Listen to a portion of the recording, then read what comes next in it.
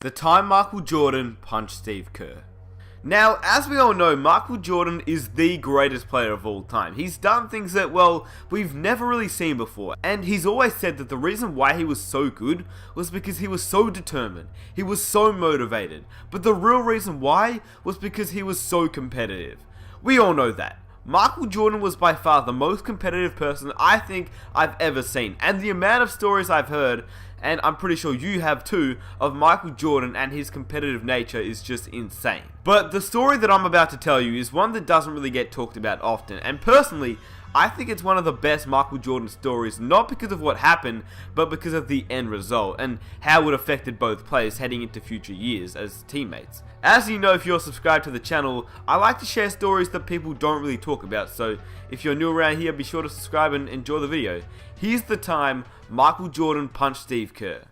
Also, very quickly before I get started, is that there's going to be clips of Micheal Jordan as a cartoon, and it's actually Micheal Jordan telling the story of what happened just as a cartoon, so if you want to watch the whole thing, I'll leave a link in the description, but other than that, I hope you guys enjoy the video.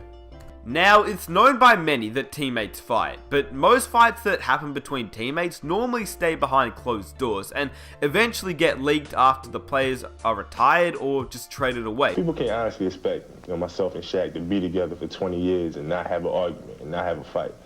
That's just like fantasy land. That's not going to happen. We had arguments my rookie year, my second year, this year, and we're probably going to have many more arguments. Did he connect on the punch you threw? No. No, I was swift on the duck. You know? He ducked out of it? Did you throw one back? Yeah, well, we just kind of got into like a pushing and shoving match. If you fight with Micheal Jordan, out of all people, I don't think that you should take exception. Not because he wasn't like anyone else, well, technically he wasn't like anyone else, but because of how competitive he is, and Steve Kerr knew that. But Steve Kerr also didn't know what he was thinking, and I quote, "I don't know what the hell I was thinking," laughing as he recalls his scrap with the Chicago Bulls legend in 1995 at the Bulls training camp. It's Micheal Jordan, it's the greatest player ever, but I was pretty competitive myself, and I think I kind of play with a chip on my shoulder. I had to, or I wouldn't have made it. Now, these words from Steve Kerr are true, but I don't know why, maybe it's just me, but I can't imagine Steve Kerr in a fight. He just seems like a nice guy. Anyway, that's besides the point, because he obviously was in the fight, and so was Micheal Jordan. In fact, I'll let Micheal Jordan do most of the explaining, because, well, he can obviously explain the story better than I can, because he was obviously there. This is coming back after the disappointing playoff game. Everybody was saying it was Scottie Pippen's team, but I was trying to work my way back up to where in '93 it was Micheal Jordan's team. So it all started in 1995 when Micheal Jordan and Steve Kerr got matched up in a scrimmage. It was very intense. Micheal Jordan heard all the critics after the Bulls' playoff loss to the Orlando Magic and intended to silence them. The postseason defeat to the Magic in the conference semifinals, his first series loss since 1990, and many believe that his best years were behind him. I mean, when you think about it now, he literally did just come out of retirement that year, but because Jordan is, well, Micheal Jordan, at 32 years old, Jordan was wanting to prove to haters otherwise. So yeah, the offseason started and this particular scrimmage came around. All Jordan could think about was the haters from the previous season, and he just wanted to prove them wrong. Instead, Phil Jackson, obviously the coach of the Chicago Bulls at that time, thought it would be a smart idea to spice things up a little bit. And this one day, I don't know, I was just in a very feisty mood. And Phil put Steve Kerr opposite of me. But he was giving Steve all the calls. And I'm getting like really ticked off. Anyway, Jordan was furious, and as a notorious trash talker, he and Kerr started talking trash on a couple of possessions, and then it just escalated from there. Now, we all know that Steve Kerr seems like the nice guy, and to be honest with you, the way that I visioned the event, I think Jordan probably said something a little bit too far, and that's how it all clicked, but I couldn't tell you for sure since I obviously wasn't there. Steve Kerr then says, "I took exception to something he said. So I was talking back, and I don't think Micheal really appreciated that. And we got in the lane, and he gave me a forearm shiver to the chest, and I pushed him back. And next thing you know, our teammates were pulling him off me." One thing led to another.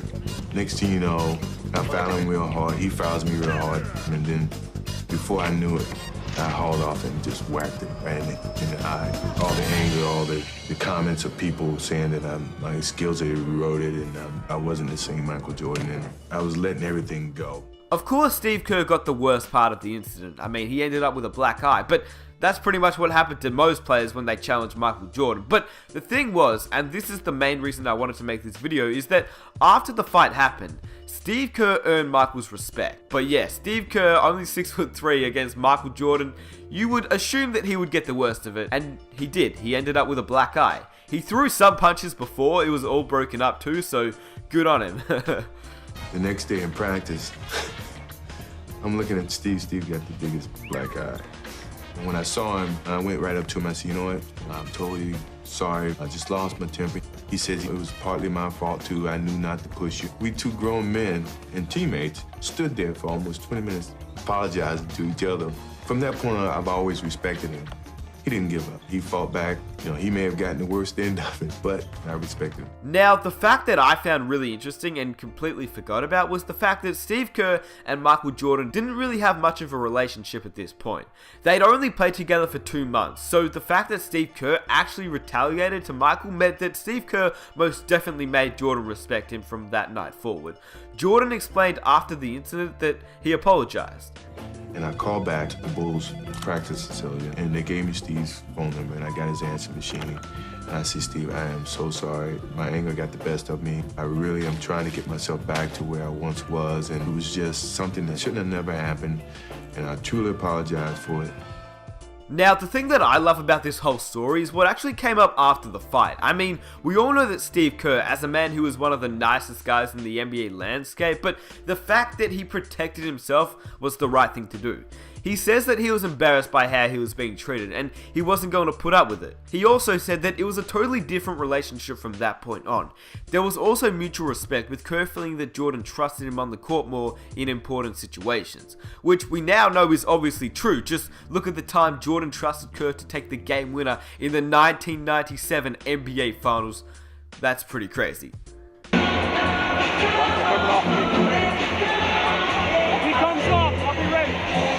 6 seconds, 5, Micheal in traffic to Kerr, 15-footer,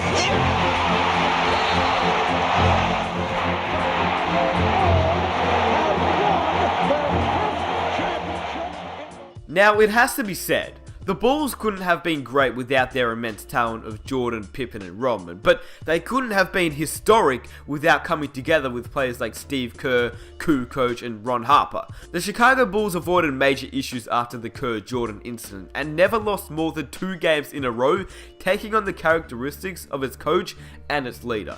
The same relentlessness that produced the training camp tussle led to arguably the best season of all time. After the incident, the Chicago Bulls finished with a 72-10 record, which lasted as the greatest record of all time until obviously the Golden State Warriors beat it. But I mean, the Bulls won a ring, so I still say it's the greatest record of all time. Now, from the NBA landscape and the outside world, from afar we don't really see what goes on in practices, and we're pretty much unaware of the little day-to-day arguments, but I can almost guarantee you that fights like this, maybe not to this extreme, but fights like this do happen a lot of the time, and it's not always a bad thing. It's just 2 players, 2 competitive players just getting into it, and I think it's honestly fine. I think we should maybe not hear more about it, but we should maybe sometimes get a little bit of insight from NBA players, because I think it's pretty cool hearing stories like this, and sometimes it can ultimately be the catalyst for creating tighter bonds, just like Micheal Jordan and Steve Kerr. I honestly think that without the scuffle between Micheal Jordan and Steve Kerr, the relationship between the 2 players probably wouldn't have been so strong. And I also want to mention the fact that Steve Kerr is probably one of the most genuine people in the basketball world, whereas Micheal Jordan, no matter how great he was as a player, which I mean, he was obviously the greatest player of all time, he really wasn't the nicest bloke, and I'm pretty sure most of us know that. He was a great player, don't get me wrong. I'm not saying his basketball talent was not there. It was the greatest, he is the GOAT. But I'm saying, as a person, I don't think he was the nicest bloke, and that's just part of his nature. That's how he was. That's his competitive nature, and that's the reason why he was so good. That's just how he was.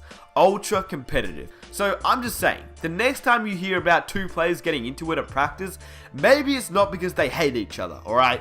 Maybe it's the fact that it's just 2 competitive guys getting into it, and to be honest, it might even bring them closer together on the court.